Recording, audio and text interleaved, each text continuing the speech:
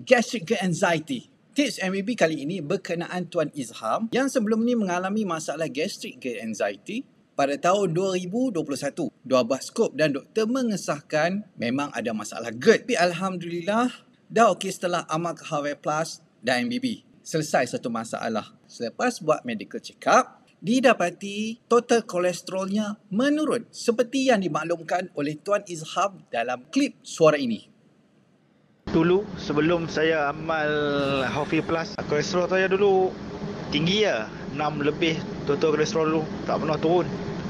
Sampai doktor saja makan ubat lah apalah. Lepas saya amal Healthy Plus, result turun mendadak sampai doktor pun cukup terkejut. Tanya saya makan apa, saya amalkan apa, dia pun terkejut. Daripada tinggi tu boleh turun sampai 4 lebih. Lepas tu tahun ni maintain, kawan-kawan pun terkejut tanya saya makan apa. Memang saya beritahu dia orang saya amalkan Healthy Plus. Sebelum ini, total kolesterol Tuan Izham adalah 6 lebih. Selepas amalkan Healthy Plus dan MBB, total kolesterol sekarang adalah 4 lebih sahaja.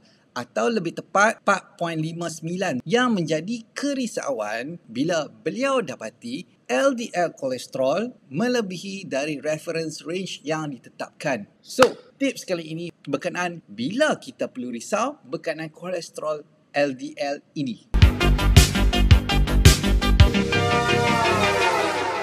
Kolesterol LDL secara teknikalnya bukan kolesterol. Ianya adalah low density lipoprotein yang tugasnya untuk membawa kolesterol, hasilkan hormon seperti testosteron, aldosteron, kortisol untuk sintesis vitamin D sebagai blok binaan sel membranes. Senang kata, banyak tugas dia terlibat dalam proses repair kerosakan akibat keradangan. LDL ni tak bermasalah. Yang bermasalah bila LDL ni dah oxidize. Atau mudah lagi nak faham, dah rosak lah. So, macam mana kita nak tahu yang LDL kita ni sama ada dah rosak ataupun belum rosak? Untuk ini, kita rujuk kajian yang telah dijalankan. Ratio of triglyceride to HDL cholesterol is an indicator of LDL particle size in patient with type 2 diabetes and normal HDL cholesterol levels. Saya simplifykan lah kalau nak baca kertas ni panjang. LDL cholesterol ni kita ambil ada pattern A, ada pattern B. Pattern A ni di mana LDL kolesterol kita tak rosak, dia masih besar, masih gebu, dia tak jadi masalah. Satu lagi pattern B. Pattern B ni kita punya kolesterol tu dah start rosak, dah start mengecil, dah start jadi melekit, telah melalui proses glycation, dah oxidize. Formula ringkas yang mana kita boleh guna untuk tahu sama ada LDL kita pattern A ataupun pattern B, kita ambil triglyceride bahagi dengan kita punya HDL. Jadi kita rujuk gambar rajah ni, didapati pattern A akan start menurun daripada 1. Bermaksud selagi kita punya jumlah triglyceride bahagi dengan HDL bawah daripada 1, kita punya kolesterol LDL adalah pattern A. Tetapi bila jumlah triglyceride bagi HDL lebih daripada 1, dia nak ke pattern B dah. So dalam kes ni, standard MBB adalah bila kita ambil triglyceride kita bahagi dengan HDL, kita nak bawah daripada 1 untuk memastikan LDL kita pattern A. Seperti gambar rajah ini. Nak lagi mudah faham, kita ambil contoh kolesterol Tuan Izham ya. Bacaan kolesterol Tuan Izham, total kolesterol adalah 4.59, triglyceride adalah 0.85, HDL kolesterol adalah 1.13, LDL kolesterol adalah 3.07. Saya tanda merah sebab dia lebih tinggi daripada reference range yang ditetapkan. Jadi kita ambil triglyceride Tuan Izham 0.85.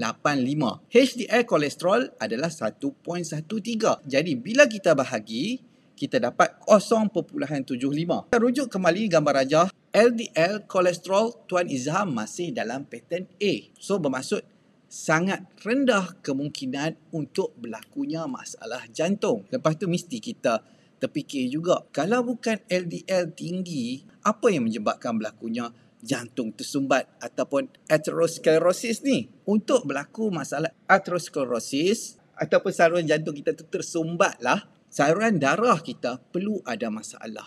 lebih tepat lagi digelar sebagai endothelial dysfunction. Bermaksud berlakunya keradangan pada saluran darah kita. Ini secara simple saya explain. Bila berlaku keradangan pada saluran darah, LDL kolesterol ini akan pergi untuk repair. Masalah akan berlaku bila keradangan itu sentiasa tak berhenti, yang mana disebabkan oleh masalah acidosis dan juga penghasilan reaktif oksigen spesies. Jadi macam nak tahu kita berlakunya keradangan pada saluran darah kita ni? Ada beberapa ujian yang kita boleh buat. Yang paling common, yang paling biasa adalah ujian high sensitivity C-reactive protein atau MDA, ataupun kita boleh check oxidized LDL, ni ada dah dekat Malaysia, atau isoproteins dan juga flow mediated dilation FMD. Ini untuk mengetahui sama ada tubuh badan kita berlaku keradangan ataupun tidak. Jadi macam mana kita nak bantu rawat dan mengurangkan keradangan pada saluran darah ni?